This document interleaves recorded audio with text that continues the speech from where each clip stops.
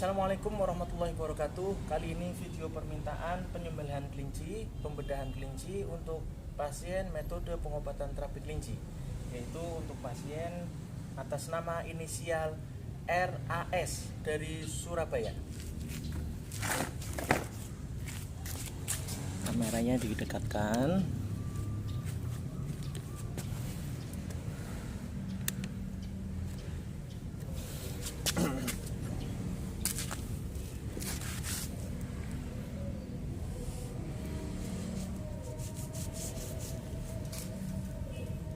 Bahwa menyembuhkan penyakit itu bisa dilakukan dengan dua jalan, yaitu metode pengobatan zahiriyah dan pengobatan batiniah.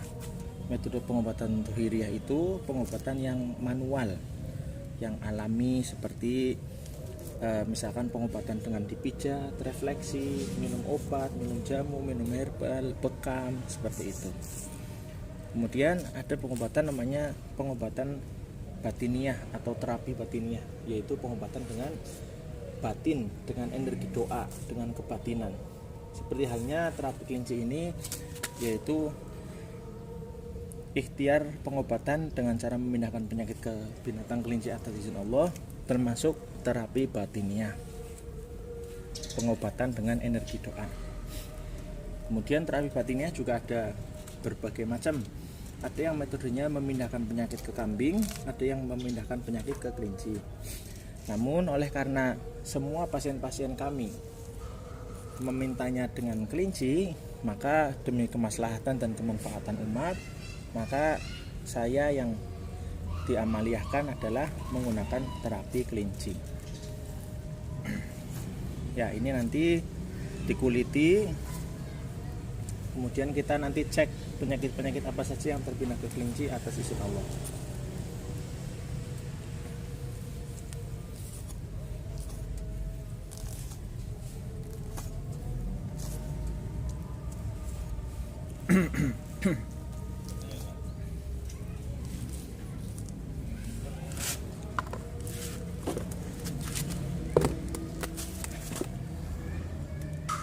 Nanti dicek satu persatu ya. Ya, ini di bagian sini. Ya, di sebelah sini ada namanya apa namanya ya? Gelembung-gelembung masuk angin ada. Kemudian sebentar. Kemudian nah, ini di kaki terlihat banget ini. Ini ada merah-merah penyumbatan pembuluh darah ini pada saluran darah di kaki. Seperti ini ya. Ini merah-merah sebentar. Nah, ini merah-merah kayak gini, kemudian penyumbatan darah seperti ini. Penyumbatan darah seperti ini tentunya bisa menyebabkan kakinya sakit, misalkan, walaupun tidak selalu sakit terus-menerus setiap detik ya. Atau mungkin bisa menyebabkan kakinya mudah pegel, mudah kesemutan. Kemudian ada potensi asam urat. Itu baru potensi ya, belum tentu ia kena asam urat. Jadi penyumbatan darah pada saluran kaki itu belum tentu asam urat gitu. Namun apabila berkepanjangan bisa mengakibatkan asam urat juga. Ini sebelah sini juga ya merah-merah seperti ini. Ini terutama di lutut ke bawah ini. Banyak merah-merah gini yang pegel-pegel sakit. Yang sebelah sini juga iya lutut ke bawah. Ini kosok-kosok tidak hilang. Seperti halnya di sebelah sini, ini dikosok-kosok juga tidak hilang. Karena ini ada di bagian dalam. Kemudian di area badan sebelah sini ada gelembung masuk angin nih. Nah, ini yang berbusa ini namanya gelembung masuk angin ini. Nah, ini kelihatan jelas ya. Ini gelembung masuk angin namanya, yang berbusa ini.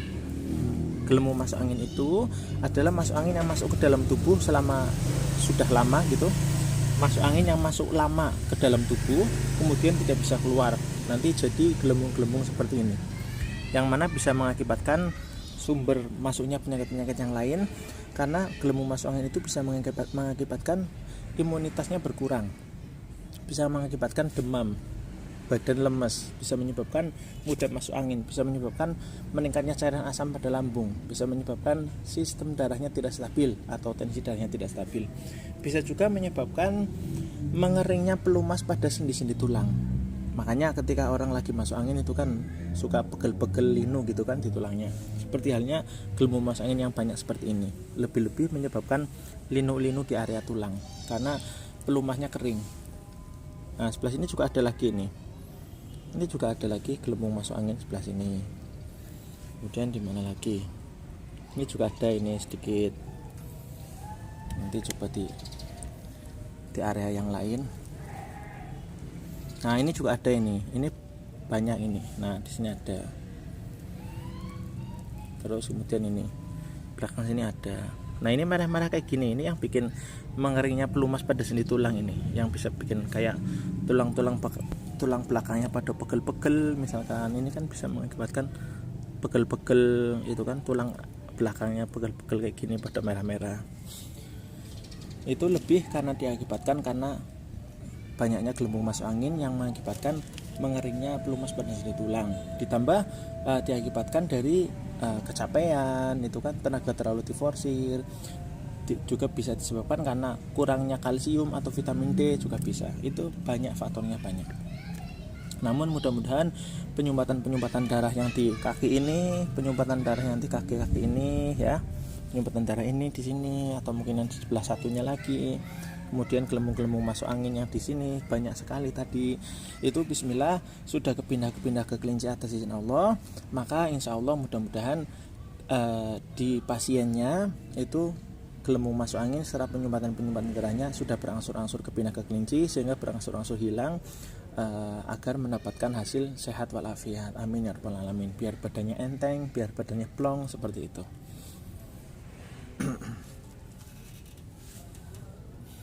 Nah kalau yang sebelah sini ini penyumbatan darah yang tadi saya bilang di sini tulang di belakang punggung dan boyok itu kan. Kalau yang atas ini yang bisa menyebabkan sakit kepala dan leher belakangnya sakit.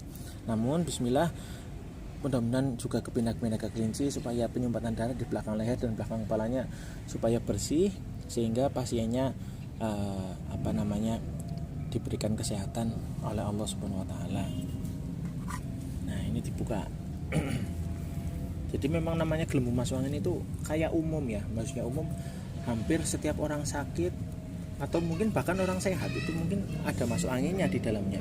Kalau orang sakit itu bisa dibilang pasti ada, Orang sehat pun bisa masuk angin gitu. Gelembung masuk angin itu maksudnya. Kita cek di dalam perut ya. Ini di dalam perut sepertinya banyak cairan asam lambung. Nah, kita tumpahkan cairan. Ini cairnya banyak ini. Nah, itu kan airnya banyak yang tumpah. Ini airnya banyak.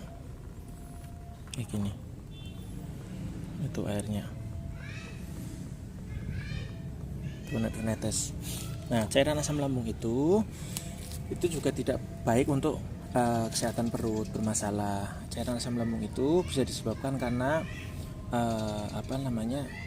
pola makan yang tidak teratur, terus masuk angin berat, terus juga mungkin pola makan yang kurang menyehatkan, dan banyak lagi lainnya. Cairan asam lambung itu bisa menyebabkan perutnya mual, walaupun mualnya susah untuk muntah, itu kan hanya mual-mual saja. Terus kemudian bisa menyebabkan perutnya kembung, perutnya mengeras, bisa menyebabkan emah. Kemudian cairan asam lambung juga ketika sudah naik ke area dada itu bisa menyebabkan nafasnya sesak juga.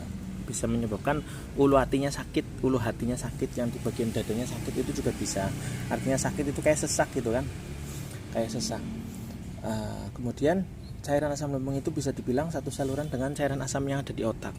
Maka ketika cairan asam lambungnya naik, maka cairan asam yang di otak juga ikutan naik, sehingga bisa menyebabkan sakit kepala, migrain atau vertigo. Makanya penderita emah yang asam lambungnya banyak selama bertahun-tahun itu pada akhirnya nanti terserang migrain atau vertigo seperti itu. Kemudian dicek lagi sebelah sini. Nah, ini ususnya ini. Nah, ini ususnya kembung ini ya. Ini kembung, ini banyak ininya, banyak masuk anginnya banyak ini. Karena ususnya kembung. Nah, ini ususnya kembung. Ini tentunya karena masuk angin. Ini usus kembung ini banyak di area ini, khusus untuk pembuangan kotoran. Maka bisa terjadi berbagai masalah pada area pembuangan juga bisa. Intinya gelembung-gelembung masuk angin ini, maksudnya masuk angin yang di usus ini, bismillah kepindah ke kelinci Allah. Kemudian cairan asam lambung juga bismillah kepindah ke kelinci atas izin Allah. Mudah-mudahan usus yang kembung ini normal kembali, dan mudah-mudahan cairan asam lambung yang banyak tadi itu juga mudah-mudahan normal kembali, sehingga bisa sehat walafiat, semakin fit, semakin bugar, semakin bersih. Amin ya rabbal alamin. Air kencing itu air kencing sih biasa aja ya, ini bagus-bagus saja.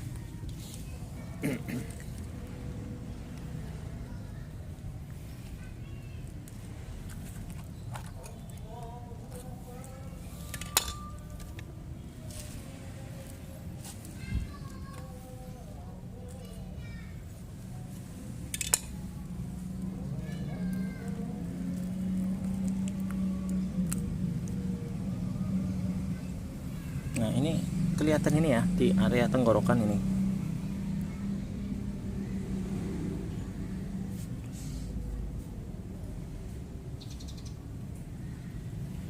Ini di tenggorokan, maksudnya banyak ini ya, kotoran-kotoran, ada hitam-hitam kayak gini. Nah ini di tenggorokan. Ini tenggorokan, ini ada hitam-hitam ininya, maksudnya gumpalan hitam ini. Nah ini gumpalan hitam ini yang bisa menyebabkan peradangan pada tenggorokan atau mungkin batuk dan lain-lain. Nah ini ada hitam-hitam ini. Nah ini gumpalan kerak sampah ibaratnya. Ya namanya tenggorokan itu kan tempat masuknya makanan, minuman, atau mungkin asap-asap yang kita hirup. Itu tentunya bisa menyebabkan banyak kotoran-kotoran di sana. Dan itu bismillah kepindah ke kelinci, mudah-mudahan paru-parunya pasien berangsur-angsur bersih, sehat walafiat. Amin ya rabbal alamin. Kemudian paru-paru. Nah, ini paru-paru tidak begitu kotor sih ya, tidak begitu kotor. Namun dilihat sebagian sini. Nah, bagian sini ada flek ini flek ini. Nah, ini flek ya. Ini 300 nggak hilang soalnya. Ini flek. Ya ini yang di jempol saya ini tidak hilang, ini flek. Kemudian ini ada kotor-kotoran kayak gini juga, ini sedikit ya. Itu ya ada beberapa flek atau mungkin penyumbatan sedikit pembuluh darah di area paru-paru. Tentunya paru-paru itu kotornya disebabkan karena asap, entah itu asap rokok, asap kendaraan, asap obat nyamuk, asap bakar-bakar, atau asap yang lain. Kemudian bisa juga karena zat-zat kimia yang dihirup, misalkan gas-gas yang dihirup, itu juga bisa menyebabkan paru-parunya bermasalah. Kemudian ini jantung insya Allah tidak begitu masalah ya, tidak apa, biasa aja jantungnya. Kadang ada jantung yang di sini ada gelembung masuk anginnya juga kadang ada, tapi ini nggak ada, ini biasa aja. Jadi kotoran yang di paru-paru bismillah sudah mulai pindah ke kelinci, berangsur-angsur pindah. Jadi mudah-mudahan paru-parunya pasien juga berangsur-angsur bersih, sehat. Amin ya rabbal alamin. Kemudian ini organ hati bersih aja ya. Nanti bersih aja. Lambung kurang bagus karena ini garis-garis merah kehitamannya ini banyak sekali. Ini yang bisa menyebabkan, ini banyak sekali, tebal, sangat tebal. Ini bisa menyebabkan lambungnya kadang mengeras atau penyakit lambung yang lainnya. Dan tentunya lambung itu adalah tempatnya makanan. Jadi bisa jadi permasalahan pada lambung itu bisa diakibatkan karena kekurangan serat juga bisa. Makanya lambung itu butuh makan makanan tumbuh-tumbuhan, daun-daunan, buah-buahan yang mengandung serat banyak supaya lambungnya lentur, sehat seperti itu. Bismillah, ini sudah kepindah ke kelinci. Mudah-mudahan lambungnya pasien berangsur-angsur sehat walafiat. Amin ya rabbal alamin. Nah, kemudian ini usus. Nah, ini usus ada masalah ini. Nah, usus itu kan harusnya kayak gini kan, besar. Ini kan ususnya besar. Nah, ini besar. Nah, di sebelah sini, nah ini area sini nih. Ini kan ususnya bagus ini ya, sini. Nah, ini mulai menyempit ini. Ususnya mulai keriting. Nah kayak gini ya, ini beda banget ini sama usus yang sampingnya. Nah ini yang bermasalah usus ini nih, ini yang di jempol saya ini yang bermasalah. Ini yang bagus yang ini bermasalah. Ini gepeng, keriting seperti ini, sembelit. Ini tidak baik untuk kesehatan usus. Seperti yang tadi disampaikan juga bahwa usus, pencernaan, lambung itu butuh makanan-makanan yang mengandung serat banyak, butuh banyak tumbuh-tumbuhan, daun-daunan, buah-buahan supaya dia lentur. dan sehat tentunya. Nah ini terjadi seperti ini. Namun bismillah, alhamdulillah ini kepindah ke kelinci. Jadi insya Allah mudah-mudahan ususnya pasien sudah berangsur-angsur normal kembali, amin ya rabbal alamin. Kemudian nah ini ada penyakit lagi, ini namanya radang usus ini. Nah ini kelihatan banget, ini putih-putih kayak gini. Nah ini kosong-kosong nggak hilang, ini kelihatan banget. Ini namanya radang usus, ini sariawan usus. Bisa diakibatkan karena sisa-sisa makanan yang menempel di dinding usus itu jadi radang seperti ini, jadi sariawan. Namanya sisa makanan, kadang ada makanan yang tidak menyehatkan seperti ada zat kimianya, mengandung mecin atau mungkin pedas misalkan gitu ya, atau mengandung bahan-bahan pengawet, zat kimia pewarna dan lain-lain. Namun bismillah ini kepindah-pindah ke kelinci atas izin Allah, dengan harapan tentunya supaya ususnya pasien bersih. Ini ada lagi nih. Nah ini ada lagi, ada dua ya. Ini satu, ini dua. Ini saya kumpulkan di sini. Nanti dicek lagi. Sepertinya cuma dua sepertinya. Jadi untuk usus ada ini dua, radang dua, sama ususnya kayak gini tadi ya, yang sembilit-sembilit ini. Bismillah, insya Allah kepindah-pindah semua ke kelinci atas izin Allah. Untuk yang lain-lain insya Allah bagus-bagus saja ya. Jadi mudah-mudahan penyakit yang saya sampaikan ini adalah penyakit-penyakit yang kepindah-kepindah ke kelinci atas izin Allah, dan mudah-mudahan satu kali terapi kelinci ini kepindah penyakitnya mudah-mudahan banyak. Karena terkadang satu kali terapi kelinci Allah memberikan sembuhnya tidak langsung 100%, kadang seperti itu. Bisa saja dalam satu kali terapi kelinci Allah memberikan sembuhnya baru 30%, baru 50%, baru 80%, atau berapa persen, itu bisa seperti itu. Maka ketika satu kali terapi kelinci kemudian pasien dirasa belum sembuh secara total 100%, atau mungkin sembuhnya baru 50%, berapa persen, maka sangat disarankan untuk dilanjut di terapi kelinci lagi supaya kesembuhannya semakin tuntas dan semakin tuntas. Namun syukur-syukur sih satu kali terapi kelinci ini Allah memberikan sembuhnya langsung 100%, syukur-syukur. Jadi kemudian bahwa kami di sini akan senantiasa mendoakan pasien ini, mudah-mudahan senantiasa diberikan kesehatan oleh Allah, diberikan keselamatan, perlindungan, diberikan rahmat, diberikan barokah selalu dalam setiap langkah hidupnya, amin ya rabbal alamin. Untuk selanjutnya silahkan bisa WA secara pribadi ke kami untuk kelanjutannya nanti, apakah nanti mau dilanjut di terapi kelinci tahap kedua atau seperti apa, atau mungkin mau cek kontrol setiap berapa bulan sekali di terapi kelinci juga kami persilahkan. Untuk itu mudah-mudahan ikhtiar-ikhtiar ini diridhoi Allah sehingga kita semua senantiasa diberikan kesehatan, yaitu sehat untuk ibadah, amin ya rabbal alamin. Alafu minkum, wassalamualaikum warahmatullahi wabarakatuh.